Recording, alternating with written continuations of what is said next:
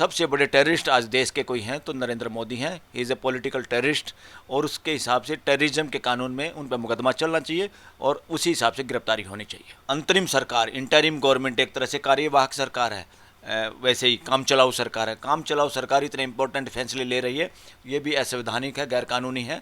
जैसे आर्मी के जनरल का एक्सटेंशन करना 1 साल के लिए, कुछ महत्वपूर्ण पदों पे ऐसे ऑफिसरों को बिठाना या उनकी एक्सटेंशन करना या ट्रांसफ़र करना, ये सारे के सारे इलेक्शन कमीशन क्यों होने दे रहा है? किसी को देश की नहीं पड़ी है। रिटायर्ड जजेस सारे आर्बिट्रेशन में पैसे कमाने में, लाखों करोड़ रुपए कमाने में बिजी हैं। और इस देश में पहली बार हो सकता है कि देश का चीफ इलेक्शन कमिश्नर और दूसरे कमिश्नर भी और इंक्लूडिंग प्राइम मिनिस्टर और गृह मंत्री जेल में जा सकते हैं इस देश में, क्योंकि इसी तरह पाकिस्तान में, पड़ोसी देश में ऐसा हो रहा है। पाकिस्तान में इलेक्शन कमीशन के लिए फांसी की सजा मांग रहे हैं लोग वहाँ के। कैसी गड़बड़ हुई।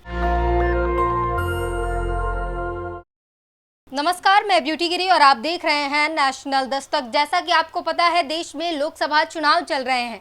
6 चरण के चुनाव हो चुके हैं और एक आखिरी चरण बचा है। लेकिन ऐसे में भाजपा की तरफ से ये कहना कि 5 चरणों में हमने 300 सीटें ऑलरेडी पार कर ली है, लेकिन चुनाव आयोग जो है आंकड़े दे नहीं रहा। लेकिन बीजेपी के पास ये एग्जैक्ट आंकड़े कहाँ से आ रहे हैं, ये सवाल खड़ा होता है। वहीं दूसरी तरफ अगर बात कर ले प्रधानमंत्री की, तो उनकी जो भाषण है उसकी लगातार आलोचना हो रही है। लेकिन अब जो वो कह रहे हैं कि तेजस्वी यादव जेल जाने की तैयारी कर ले, जल्द ही उनकी गिरफ्तारी होगी। इस पर विपक्ष जो है आग बबूला है, तमाम तरीके की वक्तव्य दिए जा रहे हैं। हमारे साथ इस वक्त बातचीत करने के लिए मौजूद है सीनियर वकील सुप्रीम कोर्ट के बलराज सिंह मलिक। सर, क्या कहेंगे पहले आप इस बयान पर?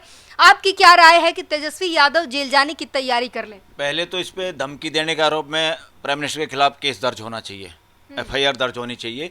ये धमकाने का काम है। किसने रोका था?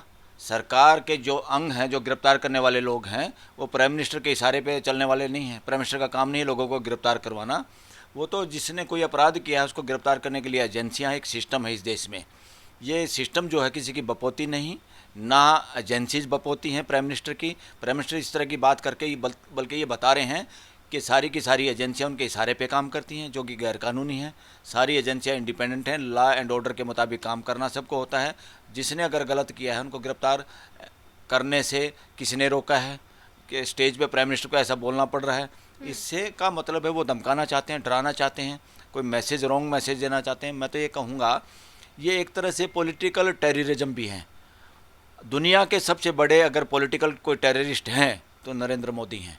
और भारत के अंदर तो, क्योंकि हमारी जनसंख्या तकरीबन 140 करोड़ की है, इतनी जनसंख्या का कोई भी नेता पूरी दुनिया में इस तरह की धमकी देने का या हिंदू मुसलमान करने का, जातियों की बात करने का, धर्म में लोगों को बांटने का कोई भी काम नहीं कर रहा। असली टेररिस्ट वो लोग हैं, ये पॉलिटिकल लोग टेररिस्ट हैं, जो देश को किसी भी तरह के से भय व्याप्त करते हैं। देश के अंदर हिंदू मुसलमान का भाईचारा कम हुआ है, इससे बड़ा टेरर क्या होगा? किसी विशेष जाति या ये बड़ा आरोप लगा रहे हैं। आपको नहीं लगता प्रधानमंत्री को, जिन्हें लोग देशभक्त सबसे बड़ा मानते हैं, आप उनको पॉलिटिकल टेररिस्ट बता रहे हैं? ये वर्ड हमारा लीगल वर्ड भी है और ये टेररिज्म की परिभाषा में आता है, पॉलिटिकल टेररिज्म। ये पॉलिटिकल टेररिज्म कौन करता है? पॉलिटिकल टेररिस्ट वो लोग हैं जो सत्ता में बने रहने के लिए लोगों के अंदर भय व्याप्त करते हैं।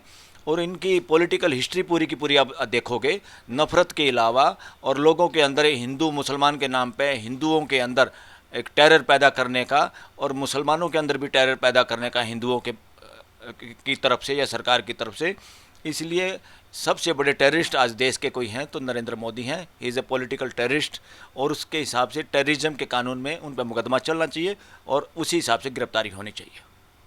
एक सवाल ये भी है, लगातार जिस तरीके से चुनाव आयोग का जो ये योगदान रहा चुनाव में, उस पर लगातार सवाल खड़े हुए। अब जो है जिस तरीके से बीजेपी लगातार वक्तव्य दे रही है, जेपी नड्डा कह रहे हैं, अमित शाह बार बार कह रहे हैं कि हमने 5वें चरण तक 310 सीटें जीत लिया है और इंडिया गठबंधन को 40 भी नहीं आई हैं। तो इनके पास ये आंकड़े कहाँ से आ रहे हैं? इनके पास कोई आंकड़ा नहीं है, झूठ बोल रहे हैं और गुमराह करने की कोशिश कर रहे हैं देश को।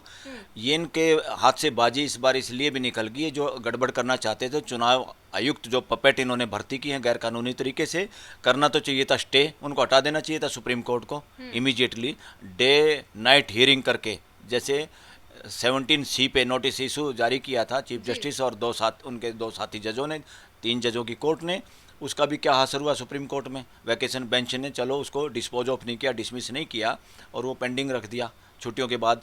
और इलेक्शन कमीशन ने क्या किया, एक दिन के बाद ही सारा डाटा अपने आप ही बता दिया।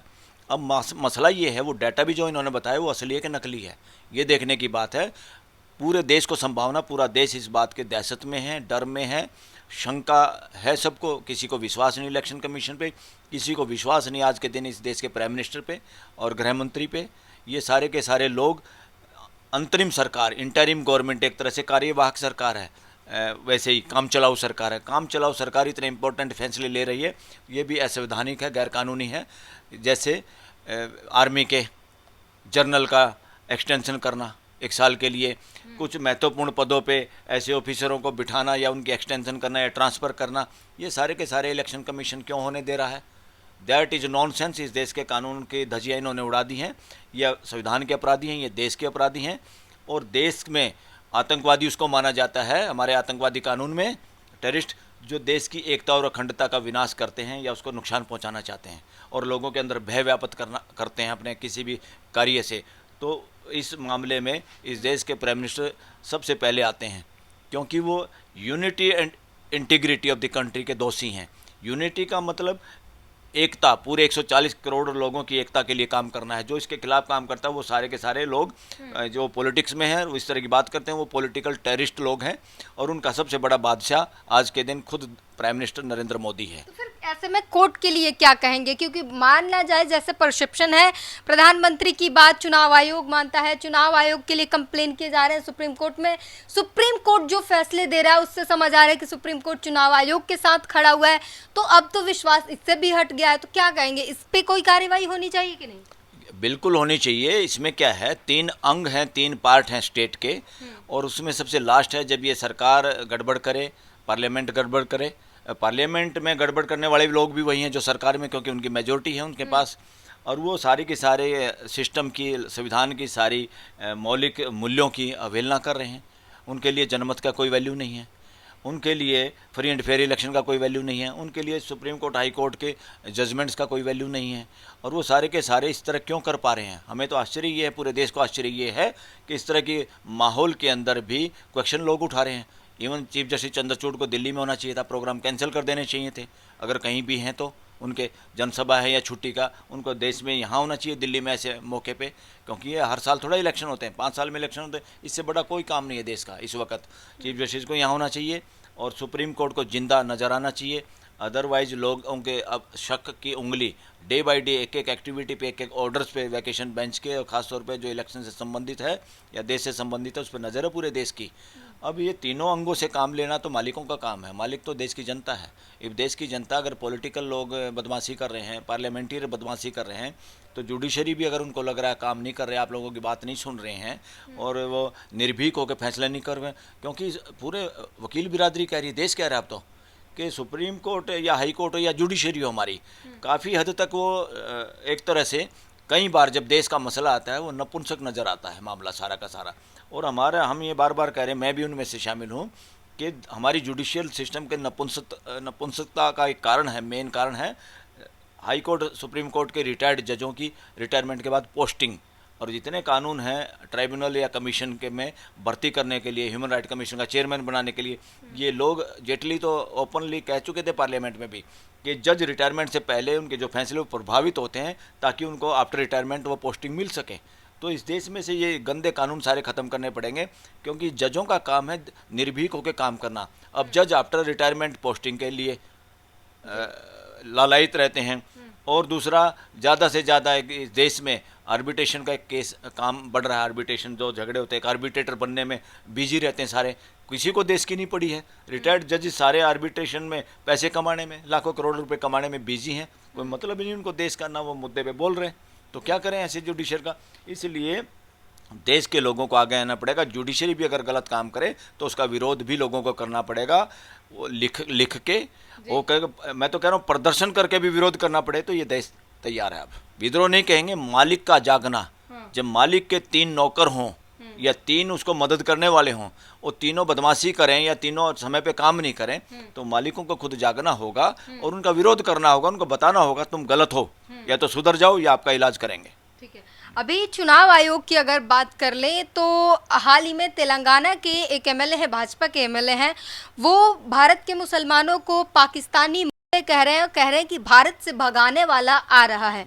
ऐसे में चुनाव आयोग उन पर कोई कार्रवाई नहीं करता, लेकिन विपक्ष को कह रहा है कि आप संविधान खतरे में है और अग्निवीर जैसी योजनाओं की बात नहीं करें, अपने स्टार प्रचारकों को रोकिए इस पर बात करने से। क्या कहेंगे? इससे पता चलता है इलेक्शन कमीशन किस हद तक गिरावट पे है, किस हद तक वो एक तरह से कठपुतली बन गया है सत्ता में बैठे हुए लोगों की। संविधान का जिक्र नहीं होगा तो जनसभाओं में किसका जिक्र होगा? संविधान इस देश का फंडामेंटल लॉ है, बेसिक लॉ है, उसका जिक्र करके तो पहली बार देश में ऐसा हो रहा है, बहुत अच्छा हो रहा है। संविधान की चर्चा ना हो ऐसा इलेक्शन कमीशन बता रहा है। इलेक्शन कमीशन को ये अकल होनी चाहिए कि संविधान के हिसाब से तुम काम करो, तुम कोई चोरी चकारी मत करो। देश को तुम्हारे ऊपर शक है, तुम अपने घर में इस देश के मेहनत मशक्क़त एक एक खून पसीने की कमाई के पैसे से अपने घर में ले जा रहे हो, पेट पाल रहे हो। तुम इलेक्शन कमिश्नर ऑफ इंडिया हो, तुम किसी प्रधानमंत्री के, किसी बीजेपी या कांग्रेस के पार्टी के नौकर नहीं हो, तुम देश के नौकर हो। उसके हिसाब से काम किया जाए, इसलिए अनुरोध है। एक तरह से ये हम सब चाहते, पूरा देश चाहता है कि इलेक्शन कमीशन लगातार प्रेस के सामने पेश हो, अपने स्पोक्स पर्सन जो भी पब्लिक रिलेशन ऑफिसर होते, डे बाय डे जो भी आरोप उन पे लग रहे हैं उनको क्लैरिफिकेशन उनकी दें। अगर वो नहीं क्लैरिफिकेशन दे रहे, वो चोरी में शामिल हैं, वो बदमाशी में शामिल हैं, वो गड़बड़ में शामिल हैं, जिनका इलाज होगा। और इस देश में पहली बार हो सकता है कि देश का चीफ इलेक्शन कमिश्नर और दूसरे कमिश्नर भी और इंक्लूडिंग प्राइम मिनिस्टर और गृह मंत्री जेल में जा सकते हैं इस देश में, क्योंकि इसी तरह पाकिस्तान में, पड़ोसी देश में ऐसा हो रहा है। पाकिस्तान में इलेक्शन कमीशन के लिए फांसी की सज़ा मांग रहे हैं लोग वहाँ के। कैसी गड़बड़ हुई, पड़ोस में ये सब कुछ नंगा नाच हुआ, तो हमारे यहाँ सिस्टम को भी पूरा चौकन्ना होना चाहिए। और देश के एक एक लोगों की जिम्मेवारी है, वो भरोसे पे ना रहें इलेक्शन कमीशन के, वो भरोसे पे ना रहें देश के प्राइम मिनिस्टर पे या सरकार पे या पार्लियामेंट पे, या मैं तो कह रहा हूँ न्यायालयों पे भी ज़्यादा भरोसा रखने की ज़रूरत नहीं है। खुद जागरूक होना पड़ेगा। अपनी काउंटिंग का, अपनी मशीनों का, जो कपिल सिब्बल एडवोकेट ने वो की प्रेस कॉन्फ्रेंस, उसमें उन्होंने बताया कि गिनती से पहले क्या क्या सावधानियां बरतनी हैं, उन सब को एक एक एजेंट को बताना चाहिए, इन लोगों को जो इलेक्शन कंटेस्ट कर रहे हैं, खासतौर पर इंडिया अलायंस के लोगों को, क्योंकि लोगों ने भरपूर मतदान किया है इंडिया अलायंस के पक्ष में। ये क्लियर कट जीतने वाले हैं, मेजोरिटी में आने वाले हैं। अगर कोई भी इसमें गड़बड़ होती है और हो हल्ला होता है, क्योंकि मिलिट्री के जर्नल को भी इन्होंने एक्सटेंशन दे दी है। ये सारे ड्रिल बता रहे हैं हो रही है प्राइम मिनिस्टर घर के बाहर, फौज की ड्रिलिंग, वो जो मार्च वार्च निकाल रहे हैं, क्यों निकाल रहे हैं भाई? इसका मतलब कुछ गलत करने वाले हो और लोगों से आपको डर लग रहा है, और इसका मतलब आप पहले से ऐसा चाह रहे हो कि मिलिट्री के जर्नल को 1 साल की एक्सटेंशन दे दी और जहां लोग प्रदर्शन करेंगे उनके सामने बंदूकें तनवा देंगे, मिलिट्री की फ्लैग मार्च करवा देंगे और ये लोग डर जाएंगे चुपचाप, और कोर्टों में तो फिर धक्के खाते रहेंगे 5 साल, जब तक तो सरकार चलती रहेगी। ये षड्यंत्र हो सकता है, ये सोशल मीडिया पे खूब चल रहा है। ऐसा हो तो देश को एकदम आगे आना चाहिए, पूरे देश को सड़कों पे आना चाहिए अगर ऐसा होता है तो, और आना चाहिए। और इस देश का प्राइम मिनिस्टर की गिरफ्तारी की मांग करनी चाहिए, और उसको इस देश की फोर्सेस को या इवन मिलिट्री के लोगों को भी हमारा तो निवेदन है, और पुलिस को भी निवेदन है, पैरामिलिट्री के लोगों को भी निवेदन है, कोई सब लोग देश का साथ दें। संविधान खतरे में है और देश में चुनाव में रिगिंग की पूरी आशंका है। लोग जिसको चुनना चाहते हैं उनके साथ धोखाधड़ी हो सकती है। ऐसी धोखाधड़ी में पाकिस्तान की तरह ना करें। आप लोग देश का साथ दें, देश के संविधान के साथ खड़े हों, और जो भी चाहे ब्यूरोक्रेट्स हो, चाहे बदमाश पॉलिटिशियन हो, उनको गिरफ्तारी करने में मदद करें इस देश के सामने। अगर वो लॉ एंड ऑर्डर को नहीं समझते, संविधान को नहीं मानते और कानून को चोरी चकारी से इलेक्शन जीतना अगर चाहते हैं तो। एक सवाल खड़ा होता है चुनाव आयोग पर, जो 17C फॉर्म के जो सारे विवाद चल रहे हैं, अब प्रत्याशियों के पास सभी जो प्रत्याशी होते हैं उन्हें दिया जाता है। चुनाव आयोग ने भी कहा कि सभी प्रत्याशियों के पास उनके फॉर्म 17C जो है मौजूद है। ऐसे में जब किसी के पास ऑलरेडी है तो फिर सार्वजनिक करने में क्या समस्या है, कैसे दुरुपयोग हो जाएगा?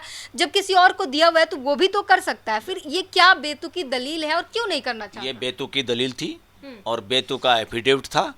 17C सबको मैंडेटरी है, उनको देना। एजेंट कौन है? जो नुमाइंदे हैं इलेक्शन कंटेस्ट करें। इलेक्शन जो कंटेस्ट करें वो पब्लिक के नुमाइंदे हैं, पब्लिक में से आए हुए लोग हैं। उनको जो फार्म दे दिया, उसको बता दिया इस मशीन में या इस पोलिंग बूथ पे कितनी वोटिंग हुई है, वो सर्टिफिकेट अपने हाथ से दे दिया तो दैट इज पब्लिक डॉक्यूमेंट। वो ऑलरेडी वो लोग बाहर निकलते हैं सबको बता देते हैं। मैं तो कह रहा हूँ उसको बूथ के बाहर भी लगाना चाहिए जनता के लिए। उसमें कुछ भी नहीं, ये झूठ बोलना चाह रहे थे। और ये सारी की सारी झूठी। Election commission is being governed, एक तरह से जो देश का मानना है, प्राइम मिनिस्टर ऑफिस से उनको आदेश आते वही काम करते हैं, उसी से मिलते हैं, बाकी वो ना मिलते और ना कोई बात करते, सारा का सारा।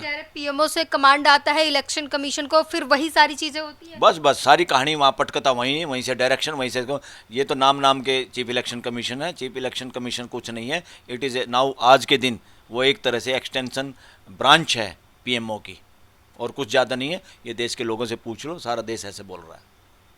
तो बड़ी बात कही उन्होंने, और जिस तरीके से सबसे बड़े लोकतंत्र की जो है साख वो खतरे में है, और चुनाव आयोग जो है इसका महत्वपूर्ण जो है इसमें सबसे ज़्यादा आता है, क्योंकि जिस तरीके से ये पूरे चुनाव हो रहे हैं, जो तस्वीरें निकल कर आ रही हैं और जो वक्तव्य दिए जाते हैं, अलग अलग पार्टियों के लिए अलग अलग तरीके की रवैया अपनाई जाती है, उसके बाद ये जो है विश्वसनीयता कम होना तय हो जाता है। इस पूरी बातचीत पर अपनी प्रतिक्रिया जरूर दीजिए। कैमरामैन आशीष के साथ ब्यूटी गिरी, नेशनल दस्तक। नेशनल दस्तक की आपसे गुजारिश है कि अगर इसको बचाना चाहते हैं तो नेशनल दस्तक को सब्सक्राइब करने के लिए रेड कलर के सब्सक्राइब बटन को दबाएं, फिर बेल आइकन की घंटी दबाएं। नेशनल दस्तक को बचाने के लिए बहुत जरूरी है कि हर खबर को शेयर करें, लाइक करें, कमेंट जरूर करें।